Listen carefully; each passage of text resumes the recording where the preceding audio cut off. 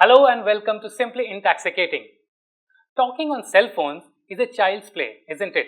So who would have ever thought that a mobile handset can be the center of a big ticket litigation? The world has witnessed whenever there has been a cross section between IP law and competition law, there has been fireworks. So is the case in India. Yes, I am referring to the ongoing standard essential patents or the SEP litigation, which is being closely watched not only by the Indian experts but also in overseas. The Competition Commission of India has already received several complaints in the past that the owner of the SCPs are abusing their dominant position in terms of granting license on fair, reasonable and non-discriminatory terms, which is popularly known as FRAND. The Ericsson, which is almost at the epicenter of this SCP litigation in India, had challenged the jurisdiction of CCI. But recently, the Delhi High Court had quashed that petition and upheld the jurisdiction of Competition Commission. The matter becomes now more complex with several authorities into the picture: the Intellectual Property Appellate Board, the Judiciary and the Competition Commission of India. While this could be a delight for lawyers, but we need to understand what was the genesis of this SCP litigation. Was this originally a royalty determination issue which has snowballed into a complex jurisprudential deadlock? If that is the case, do we think the CCI has the capacity to determine the royalty? To understand all these issues and to address all these complex issues in a simpler form, we have two distinguished panelists with us today in our studio. Mr. J. Sai Deepak, he is Associate Partner from Sai Krishna Associates. Mr. Yogesh Pai, he is Assistant Professor at National Law University, Dwarka. Welcome. So, I'll start the discussion with you, Yogesh. So, before we go into the contentious part, like what was the implication of the Delhi High Court judgment and what would be the impact, all those things, if you could just briefly make us go through what is the meaning of this FRAND, what is the meaning of SEP, because these terms have a foreign origin. So, these terms are relatively new in the Indian context. And if you can also throw light that how a regular patent is different from standard essential patent. Okay, thank you. First of all, thanks for inviting me here, and it's indeed a pleasure to talk to all of you, and it's good that Sai is here. He has been a wonderful litigator at the Delhi High Court, and we'll see probably some of those issues again featuring here. So let's start with the concept of patents. Patents are exclusive rights granted for any product or process, basically in relation to any kind of technological embodiments. And if you look into the nature of rights that are granted, they are basically to exclude third parties who do not have the permission of the right holder from making, using, selling and distributing patented processes or goods involving those patents. Now, what happens over a period of time is when technology progresses, there is a lot of lack of homogeneity in the market. So different patents and correspond to different kinds of technology, and hence there is no product homogeneity in the market. So if there has to be product homogeneity, it can happen over a period of time in the market as a natural process. But sometimes it's important that the technology players get together and formulate a standard, because the market is not picking up the right set of standards. So these standards are what are called as de jure standards, or what are set through technical standard setting organizations. So they are called as SSOs, standard setting organizations. And these standard setting organizations are of various types and hues. Sometimes they are intergovernmental organizations, sometimes they are private entities, or private consortiums. And what happens in these standard setting organizations is that patent holders get together and discuss and negotiate towards formulating a particular technical standard. So the best example in this case would be 3G, 4G, Bluetooth or USB. All these are various kinds of technical standards that have been collaboratively set, or also these are also called as voluntarily set standards. Now, the standard setting organizations... So this is done through a consensus. Yeah, this is done through a consensus, but it's important to note that the consensus does not mean that there is some kind of fixing activity going on between various patent holders. The nature of the discussion in standard setting organization is or largely pertains to competition within the patent holders themselves. So there is a very high degree of competition which corresponds to their patented technologies, and patent holders try and get their So they have to compete whose technology would be accepted as the exactly. SEP. So there are many competing technologies, and the superior technology at times would qualify as a voluntarily set standard. So SEPs would largely then be defined broadly as those patents for which there are no non-infringing alternatives. So if somebody has to implement these standards, they will have to eventually infringe the patent, because the implementation of the standards would correspond to the patent infringement itself. Now, what happens at the standard setting organization is that there are a couple of conditions that patent holders need to comply with. They need to disclose all their pending patents and patents that have been granted that they think are essential to the standard. And the second requirement is that they agree to license, or they offer to license these patents on what are called as FRAN terms, fair, reasonable and non-discriminatory terms. In some jurisdictions, they are also called as RAN terms, reasonable and non-discriminatory. Now, what these FRAN terms are not clear, and as on the day of setting of the standard, precisely because as on the day of setting of the standard, nobody is aware about the actual market conditions under which these patents are going to be implemented in the form of a standard. So over a period of time, either a standard may pick up in the market, or a standard might also not be picked up by the market. So there are examples where even voluntarily set standards. Which is going to influence the valuation. Yes. So because it's going to influence the valuation in the long run, you can't ex ante determine the value of what a standard is, a particular patent corresponds to a standard in future.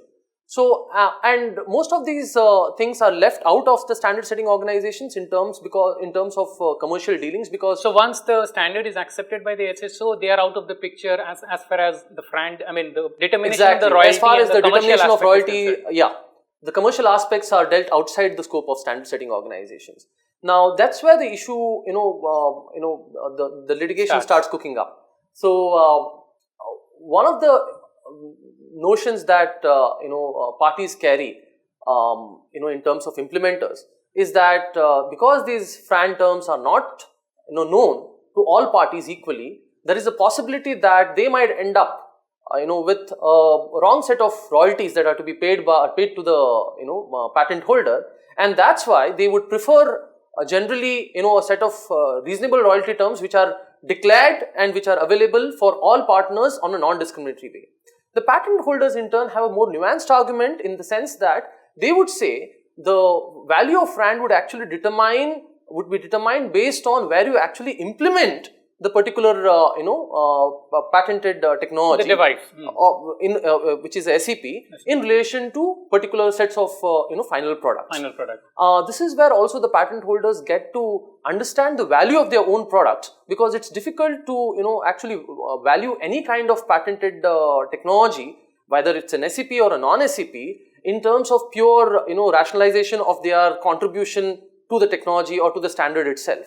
So they say you can't value it like an off-the-shelf product, and this exactly. It's in the contextual in which it's in the context in which it gets implemented. That's where the patent has to be, or the value of the patents comes from. Primarily because patent is has a market-oriented function. So it means the market is finally going to determine how or what the value of the patent has to be. So this is largely different from the context of normal patents, where they are not involved in standards, only in the sense that in a standard context there is a kind of commitment given by the patent holder at the standard setting organization towards voluntarily licensing these patents on FRAN terms. Apart from that, there is no other difference in terms of SEP and a regular patent. Okay. Coming to you, Sai. So what went wrong? Theoretically everything sounds very fine. So why so much of litigation and so much of debates and contentious issues, and it's only getting complex with every passing day? See, I don't know. Something has gone wrong, but I think it has gone wrong for each party at different points of time. I believe that the fundamental problem lies in the fact that there is absolutely no clarity with respect to FRAND, and I think that is the nub of the issue. That's point number one. However, before we get into FRAND and the actual commercial terms which are encumbered by FRAND, which means which are obligated to be fair, reasonable and non-discriminatory, I believe there is something else that needs to be looked into, and which is the aspect of conduct. How does a party conduct itself, particularly when it claims to enjoy a certain exalted position? And should there be two different standards of conduct depending on the market position that a certain party enjoys? These are questions that need to be answered, because at the end of the day, our legislations and the Indian framework, particularly the Competition Act, clearly recognizes that someone who enjoys a dominant position is subject to a different standard of behavior, a different set of benchmarks and yardsticks in terms of how it can conduct itself, because the assumption or the premise of the legislation is, if you're in a position to operate outside the ambit of the market, you can influence the market without being affected by the market. And to that extent, I think if a party which is in a certain position chooses to hold mafiosi kind of behavior, where it says you take it or leave it, and if you don't sign on the dotted line in accordance to my expectations and demands, I will make it impossible for you to function in the market by securing injunctions against you. And this is precisely the kind of conduct that FRAND was meant to tone down, water down, undermine and dilute. However, when there is no clarity on what is FRAND, it's the patentee's word against the licensee's word. Therefore, one will allege that the other was an unwilling person who was never interested in securing a license.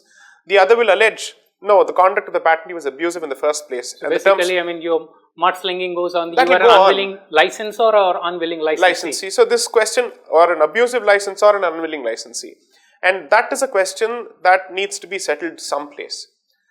And fortunately, see, this litigation and multiple litigations can seem confusing at some point, but we'll have to understand that each of these litigations is taking place on different aspects of the same transaction. And fortunately, I think the most important body which has to take a call on conduct related issues, the Competition Commission, has found some kind of endorsement from the Delhi High Court in terms of what it can do, what its roles are, what its responsibility is, and what kind of issues it can preside over. So I'll just interrupt you, Sai, there, since you have already brought the role of Competition Commission and the Competition Act into the discussion. Right. Can we step behind, and if you can explain that what actually happened in the case of Ericsson? Right. How CCI came into the picture, and what was basically the genesis of the dispute? I'll give you facts and no opinions at this point. And the facts are this. There were two writ petitions that were instituted by Ericsson before the court. One was with respect to the order of investigation passed by the Competition Commission in an information filed by Micromax, and the other was an order of investigation passed by the Competition Commission in an information filed by inTAX. So therefore, two orders of investigation led to two different writ petitions, but more or less similar issues, but very clear critical differences between the issues, of course. Challenging the jurisdiction. In both the writ petitions, the contention on the part of Ericsson was that the Competition Commission ought not to have instituted, or rather ought not to have directed investigations or seized the matter itself, for the simple reason that it is completely outside the purview of the Competition Act, particularly when there were litigations going on before the civil court with respect, or the Delhi High Court with respect to infringement. Therefore, according to Ericsson, the pendency of civil litigation before the High Court on issues of patent infringement precludes the Competition Commission from taking cognizance of the matter. And two, on an independent footing, the Competition Commission, according to them, is not the forum which has the power to look into these issues, because a compulsory licensing mechanism has been provided for under the Patents Act. Therefore, they are saying there are two different conflicts. One between the civil court and the Competition Commission, the second between the controller of patents under the Patents Act and the Competition Commission. But that isn't that the case? I mean, because Patent Act, it provides all the reliefs which a party would want to avail. Now, this is exactly, I think, this is the kind of perception that the because I mean, the judge is also saying in the judgment, the Delhi High Court, that it's a special statute and it covers all the reliefs. Because the reasoning there is slightly different. And the reasoning is not that the Patents Act is self-sufficient or the Patents Act cannot address certain concerns. The Patents Act can address certain concerns from the point of view of the Patents Act. The Patents Act cannot address concerns which are market related, because the ambit of a market related analysis is larger, the canvas is huge. Let me give you a clear answer. under the Patents Act, it is not permissible for either the civil court or the controller of patents to investigate into the conduct of a patentee beyond a certain point, or to call for records of how the licensing strategy was undertaken, what were the internal considerations, so on and so forth, because these are inquisitorial powers which a court cannot have, not the controller of patents enjoys under the Patents Act. So only during the DG investigation that is possible. Yes, it's only possible under the purview of the Competition Act, because this proceeding is fundamentally inquisitorial in nature. Let's not forget that a suit court cannot take cognizance of any matter suo motu, nor can the controller of patents. The Competition Commission can look into matters suo motu. This is the kind of power that we have vested this particular creature with, this particular entity with. Considering that, the understanding of the realization that the nature of inquiry of the Competition Commission under the Competition Act is vastly different from the nature of inquiries under the Patents Act through, let's say, a compulsory licensing mechanism or the civil court. This is fundamental to understand. Why is it that the Delhi High Court has taken a certain position and has vested the Competition Commission or recognized the Competition Commission's jurisdiction on these issues, despite there being remedies available under the Patents Act? But there are also allegations made, the inTAX and Micromax, they have actually gone for forum shopping kind of. They are one forum they are challenging. Right. They are applying for revocation of the patents, and one forum they are challenging that they are abusing the dominant position, which in other words means they are actually the owner of the patents. Right. So no, what I am actually trying to arrive at is not the power to approach. I'll answer the question of forum shopping. But I am just citing one para from this 2013 judgment of Justice Manmohan Singh. Right. He says that let me examine the matter from different angle. Right. Had there been frank agreement executed between the parties after the negotiations, the question is whether the defendant still would have challenged the suit patents on the same grounds by filing of revocation petitions. The answer is obviously no. The defendant did not want to give answer to this question, though the defendant is aware that the answer is no. Right. I'm so grateful for this question. This is the precise point that's a ground of appeal before the division bench, and we have managed to explain to the division bench that this finding runs directly counter, and I have to cite a provision, section 140 of the Patents Act. Because this section 140 is specifically referred to by Justice Bakru, who goes on to say that that provision permits a licensee who has already entered into an agreement with a patentee to challenge the validity of a patent. Therefore, if someone who has already taken the benefit of a license gets the right, and his express right has been recognized to challenge the validity of a patent, someone who is not even a licensee yet can do so even further.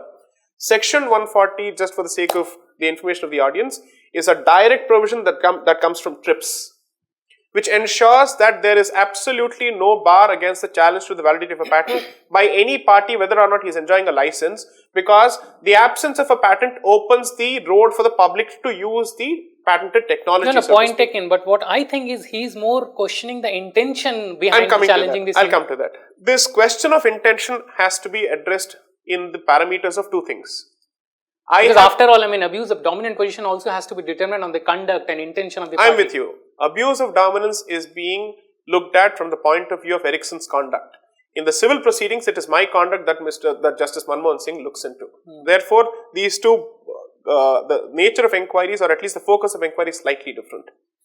From the point of view of the conduct of a party which says, I will approach the IPAB to seek revocation of your patents, I will challenge the question of infringement in the suit proceedings, and I will also go to the Competition Commission alleging abuse of dominance by you.